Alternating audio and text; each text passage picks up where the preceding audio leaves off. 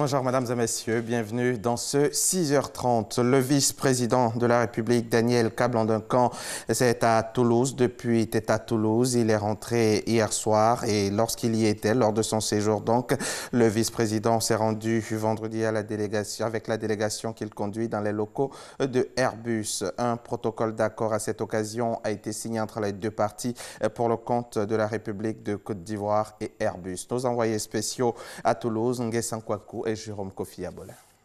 Une journée consécutive passée à Airbus à l'occasion de son séjour toulousain en France, la journée de ce vendredi 15 juin 2018. Une étape importante pour le vice-président Daniel Kablan-Duncan et la délégation qui l'accompagne au cours de cette visite à Toulouse. La signature d'un protocole d'accord entre la République de Côte d'Ivoire et Airbus en est l'un des temps forts. Pour Airbus, c'est un grand plaisir de signer cet accord aujourd'hui, qui crée les conditions de développement d'un écosystème où Airbus vient apporter son savoir-faire pour le développement de la Côte d'Ivoire dans un certain nombre de domaines. Le domaine de la formation, le domaine de la sécurité et le domaine de la croissance sur les activités aériennes. Nous sommes heureux de cette signature. Comme je l'ai dit donc à nos frères d'Airbus, ça fait depuis un certain temps que le président de la République, son Excellence M. Alassane Ouattara, a souhaité que ce dossier aboutisse rapidement. C'est un dossier important, c'est la formation, le capital humain. Disons que l'école supérieure des métiers de l'aéronautique doit être mise en place au niveau d'Abidjan, avec une coopération entre Airbus et l'INPHB, mais aussi avec la partie française, et puis le gouvernement français et la Côte d'Ivoire. Et je pense que ça va donc augmenter le nombre des écoles. Je crois qu'on avait déjà 10 écoles, déjà au niveau donc de l'INPHB, on passait à 11 grandes écoles là-bas. C'est important, former des pilotes d'avions, d'hélicoptères et des maintenanciers.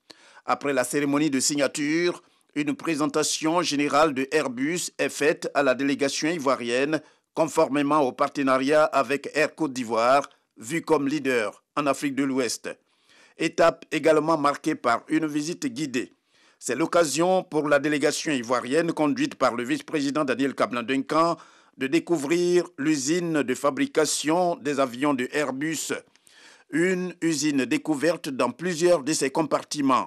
C'est également avec beaucoup de plaisir que la délégation ivoirienne, pour terminer, va découvrir l'intérieur des avions série A320, A330, A350 et A380, pratiquement au point pour être opérationnel très bientôt. C'est un reportage signé Jérôme Kofi Abola depuis Toulouse. Et ce drame survenu mercredi dernier à Yamoussoukro, ici en Côte d'Ivoire. Un immeuble de 4 étages s'est effondré et en s'effondrant, il a englouti la trentaine d'ouvriers qui y travaillaient. Le bilan provisoire était lourd, 6 morts et une vingtaine de blessés. 2 membres du gouvernement se sont rendus hier sur les lieux du drame. Kader Sogodogo. De 2 jours que des ouvriers sont encore prisonniers sous les gravats de l'immeuble qui s'est effondré à Yamoussoukro. Le gouvernement, préoccupé par ce drame, a dépêché 2 émissaires sur les lieux. Le ministre de la Construction, du Logement, de l'Assainissement et de l'Urbanisme et le ministre du Commerce, de l'Artisanat et de la Promotion des PME. Un constat est vite fait. D'abord, c'est un sentiment de tristesse parce que nous sommes en train de chercher encore des corps. Donc là, on vient d'en trouver un. Donc il y a des disparus encore sur le site, il y a des blessés. Les blessés, pour beaucoup, ont pu gagner le domicile. Il y a un blessé qu'on va aller voir tout à l'heure à l'hôpital, qui va subir une opération. Et on va faire le point et repartir vers le gouvernement pour présenter la conclusion de notre mission sur le terrain. Il faut aller doucement, il faut chercher on ne sait pas dans quelle position sont les personnes, est-ce qu'elles sont vivantes. Donc on veut bouger le moins possible les grands blocs, accéder aux personnes, faire des recherches pour pouvoir les sortir, si possible vivantes. Le gouvernement demeure aux côtés des familles des victimes. Je pense que compte tenu de la gravité de l'événement, le gouvernement, nous a demandé aujourd'hui même de tout à fait cessante de venir avec monsieur le ministre de la Construction pour venir voir la situation sur le terrain avec bien sûr toutes les autorités administratives locales et également apporter le mot de compassion du gouvernement à toutes les victimes. Il est rassuré que le gouvernement sera à leur côté pendant cette période de deuil. Et également les rassurer que le gouvernement mettra tout en œuvre, en tout cas, pour pouvoir retrouver les survivants ou bien retrouver éventuellement les corps si c'est le cas. Donc c'est un appel que nous lançons à toutes les populations de pouvoir en tout cas s'unir en prière pour cet événement qui vient d'avoir lieu à Yamoussoukro. Le nombre de morts est passé à 6. Difficile de dire combien de personnes sont encore sous les gravats. Des corps sont retirés chaque jour. Sur la vingtaine de blessés, un seul est encore à l'hôpital à ce jour. Le Premier ministre Amadou Gon Coulibaly a offert la somme de 5 millions de francs CFA pour soutenir le comité de coordination des opérations de secours. Une somme remise au préfet de Yamoussoukro qui préside le comité.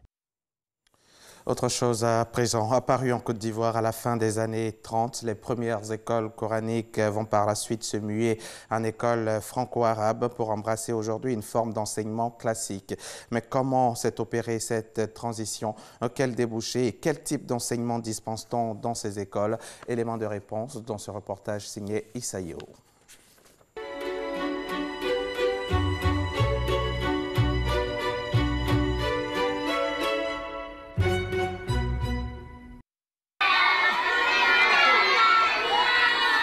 Séance de cours dans une école coranique.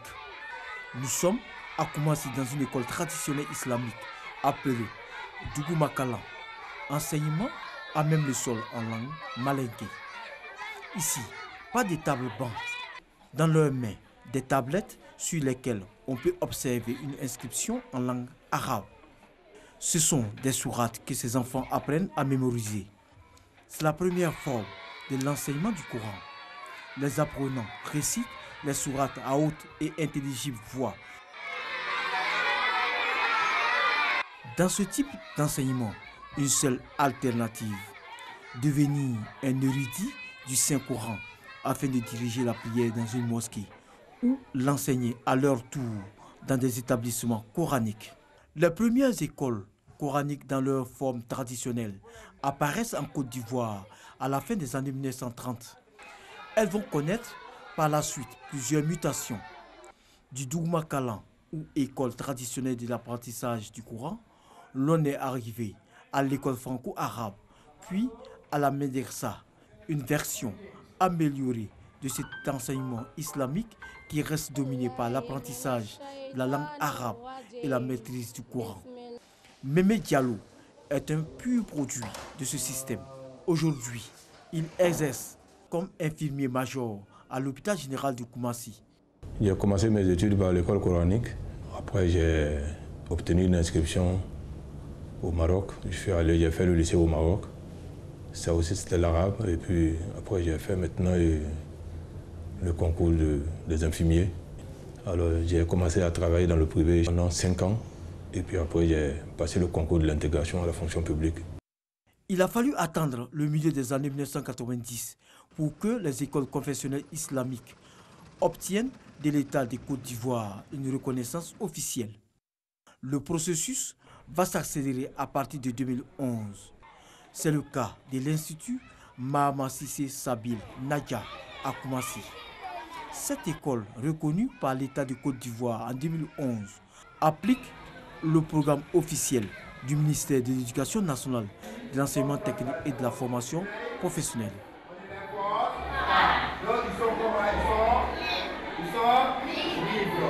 Les programmes qui sont dispensés dans les autres écoles, ce sont ces mêmes programmes que nous suivons ici. Ici, ce qui fait l'avantage de plus, c'est que les élèves apprennent en même temps 2 langues à la fois, je dirais le français et l'arabe. Ça leur donne un avantage et ça fait que les élèves assimilent bien. Pour susciter chez les enfants l'intérêt de l'enseignement de la langue française, de nombreux enseignants ont leur méthode. Cet enseignant, par exemple, opte pour la version chantée du cours de français dans cette classe de CM2 au groupe scolaire islamique Aboudraman Traoré.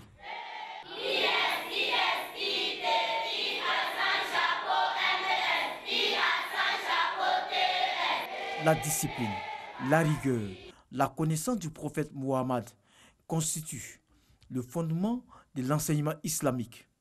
Aujourd'hui, avec la montée du terrorisme et du djihadisme, ces écoles introduisent dans leur programme de cours ces questions pour ne pas associer l'islam à ces deux notions. Le terrorisme, c'est une marque de l'ignorance.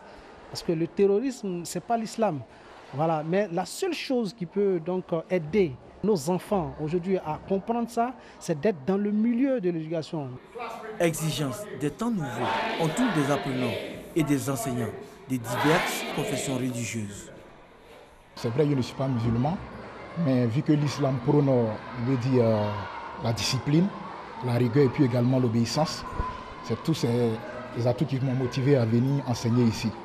Une ouverture qui ne fait pas oublier les nombreuses difficultés que rencontre l'enseignement islamique. Les promoteurs ont des difficultés pour constituer les dossiers qu'il faut pour être reconnus.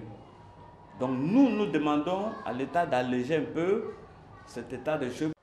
Malgré ces difficultés, l'enseignement islamique reste dynamique. Il offre des opportunités à ses élèves qui peuvent intégrer les universités ou grandes écoles après l'obtention du bac.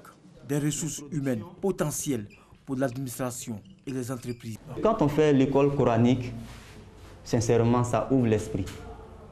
Ça ouvre l'esprit parce que, vous imaginez, on nous demandait de mémoriser le Coran. Et or, mémoriser le Coran arrive même à ouvrir l'esprit.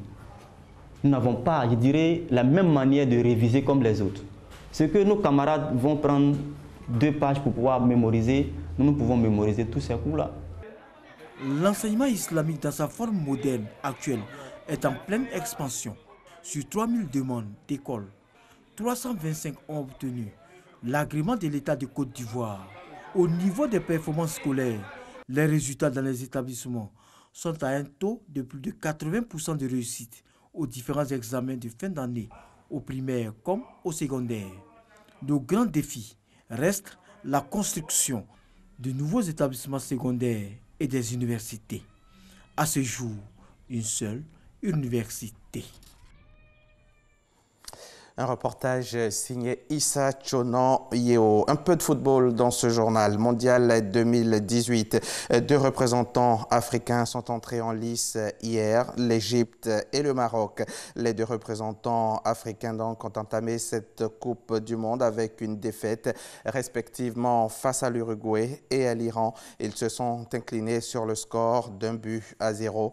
L'Uruguay remporte ainsi son premier match de Coupe du Monde pour la première fois depuis 1970. Et le Portugal également. Le Portugal a rencontré l'Espagne. Les 2 équipes se sont séparées sur le score de 3-1 avec un triplé du Ballon d'Or Cristiano Ronaldo. Enfin, nous allons terminer ce journal avec cette actualité et avec quelques mots de l'actualité internationale. C'est en bref. Au Zimbabwe, la liste des candidatures pour la présidentielle du 30 juillet prochain a été validée par la commission électorale. Et ils seront donc 23 candidats sur la ligne de départ pour ce scrutin historique. Le premier sont l'ex-président Robert Mugabe et plus de 5 600 000 électeurs, 600 000 inscrits donc sur les listes électorales. Le président américain Donald Trump a ouvert les hostilités dans la guerre commerciale entre les États-Unis et la Chine. 50 milliards de dollars d'importations chinoises vont subir des droits de douane de 25%, ce à quoi Pékin a riposté en taxant à son tour des centaines de produits américains pour un même montant. Pékin montre donc les muscles aussi, mais dans cette escalade, le président Trump ne s'arrête pas là non plus. Il a déjà menacé d'ajouter une nouvelle série de produits chinois représentant 100 milliards de dollars supplémentaires à la liste des importations surtaxées si la Chine exerçait effectivement des représailles contre les produits et entreprises américaines. C'est la fin de ce journal. Merci de l'avoir suivi. Bonne suite des programmes sur la chaîne qui rassemble.